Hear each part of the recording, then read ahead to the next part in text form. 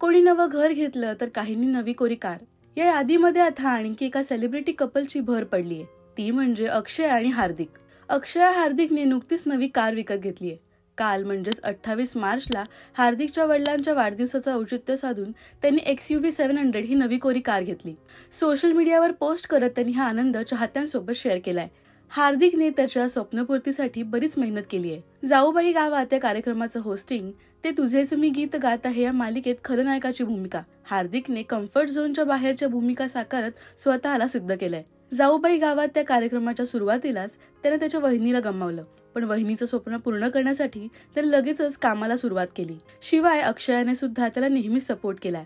मुलाखत देताना त्याने बायकोचेही आभार मानले होते. तर अक्षयाने सुद्धा पोस्ट करत त्याचा अभिमान व्यक्त केलाय.